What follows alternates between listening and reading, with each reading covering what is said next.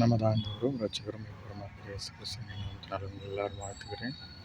மறுபடியும் ஒரு வீடியோவில் சந்திக்க முடியாத தேவன் கொடுத்த வாழ்வுக்காக தேவனுக்கு நன்றிகளை ஏறெடுக்கிறேன். ரட்சிப்பு என்றால் என்ன என்பதை குறித்து இன்றைக்கு நாம் பார்க்கலாம். ரட்சிப்பு என்றால் என்ன? ரட்சிப்பு என்றால் காப்பாற்றப்படுதல், விடுதலை செய்யப்படுதல். காப்பாற்றப்படுதல் இல்லை என்றால் விடுதலை செய்யப்படுதல்.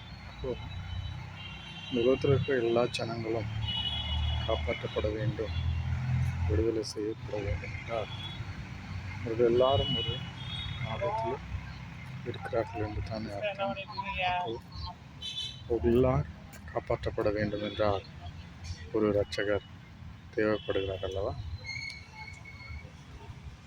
ஆதியாகமத்திலே 1ஆம் அதிகாரத்திலிருந்து 3ஆம் அதிகாரம் வரைக்கும் பார்த்தோம் என்றால், தேவன் ஆதியிலே வானத்தையும் பூமியையும் மனுஷரையும் எல்லாவற்றையும் படைத்தார். ஏதேன் தோட்டத்தையும் படைத்தார். அங்கே தேவன் மட்டும் இல்லை, குமாரனும் இருக்கிறார், பரிசுத்த ஆவியானவர் இருக்கிறார். அதை குறித்து ஆதியாகமம் 1ஆம் அதிகாரம் 1ஆம் வசனம் 2ஆம் வசனங்களே தேவனை குறித்து சொல்லப்பட்டிருக்கிறது, ஆவியானவரை குறித்து சொல்லப்பட்டிருக்கிறது.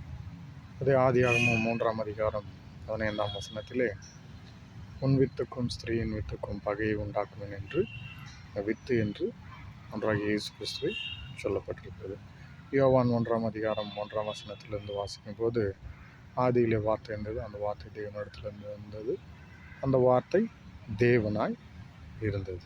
அப்போது இப்படி படித்து ஏதேன் தோட்டத்தில் வைக்கும்போது, இந்த தோட்டத்தில் உள்ள கனிகள் எல்லாம் நீங்கள் புசிக்கலாம், ஆனால் தோட்டத்தில் நடுவில் இருக்கிற இந்த கனியை புசிக்கவோ பார்க்கவோ வேண்டாம் என்று தேவன் சொல்லிவிடுகிறார். இப்போது சர்ப்பமான தந்திரமாக அவர்களை ஏமாற்றி என்ன செய்தென்றால், அந்த கனியை ஏவாளும் புசிக்கிறார், ஆதாமுக்கும் கொடுக்கிறார். இங்கே தேவன் பேச்சை அவர்கள் மீறினபடியால் அங்கே பாவம் வந்தது. அந்த கனியை புசித்தபடியால் அல்ல, புசித்ததனால் அல்ல, அங்கே தேவன் புசிக்க வேண்டாம் என்று சொன்ன கனியை அவர்கள் புசித்தபடியால் இங்கே பாவம் வந்தது. அப்போது தேவன் அவர்களை நியாயம் விசாரிக்க வருகிறார், அவர்களை சபிக்கிறார், சர்பத்தை சபிக்கிறார். உன் வித்துக்கும் ஸ்திரீ வித்துக்கும் பகையை உண்டாக்குவேன், அவர் உன் தலையை நசுக்குவார், நீ அவர் குதிங்காலை நசப்பாய். நீ வாழ்நாளெல்லாம் என்ன பண்ணுவாய்? இந்த மண்ணிலே தாவிக்கொண்டு தான் மண்ணை திண்டு சாவாய் என்று சர்ப்பத்தை சபிக்கிறார். ஏவாளை சொல்கிறார், நீ இந்த காரியத்தை செய்யபடியால் உன் கர்ப்பவேதனை ரெட்டிப்பாக ஆக்குவேன் என்று ஏவாளை சொல்கிறார். ஆதாமுக்கு சொல்கிறார், நீ சாகும் வரை வேர்வை சிந்து தான் சாப்பிடுவாய் அப்படின்னு சொல்கிறார். மண்ணிலிருந்து எடுக்கப்பட்டபடியால் நீ மண்ணுக்கே திரும்புவாய். அங்கே மரணம் உண்டானது, சரீரத்துக்கும் மரணம் உண்டானது, ஆத்மாவுக்கும் மரணம் உண்டானது.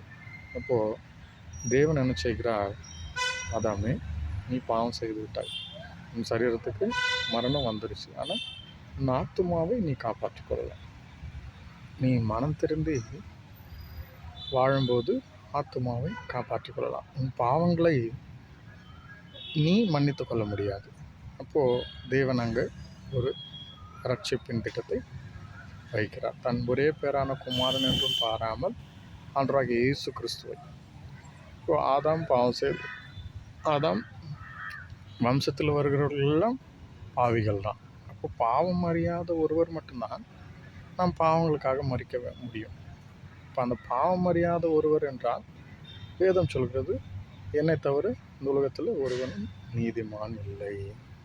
இப்போ தேவன் ஒரு திட்டமிடுகிறார், பாவம் அறியாத தன் ஒரே பேரான குமாரனை நம் பாவங்களுக்காக மறிக்க முடிய இந்த உலகத்திற்கு அனுப்புகிறார்.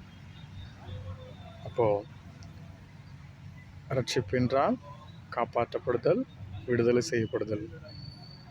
தேவன் பிதாவானவரும் ஒன்றாகிய இயேசு கிறிஸ்துவும் பரிசுத்த ஆவியானவர் 3 பேரும் செயல்படுகிறது தான் ரட்சிப்பின் திட்டம்.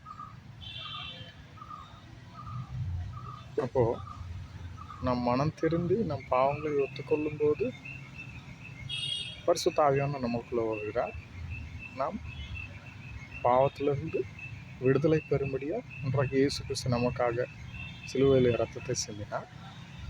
அப்போ நம்மளை கொண்டு போய் பிதாவும் பரிசுத்த ஆவியானவரும் குமாரனும் 3 பேர் நமக்குள்ளாக வருகிறார்கள். நம்மளை கொண்டு போய் அந்த நாம் ஆதியில் விட்டு இருந்த அந்த அன்பு, தேவனிடத்தில் இருந்த அந்த உறவை மறுபடியும் புதுப்பிக்கும்படியாக பரலோகத்துக்கு நம்மளை கொண்டு போய் சேர்க்கிறார்.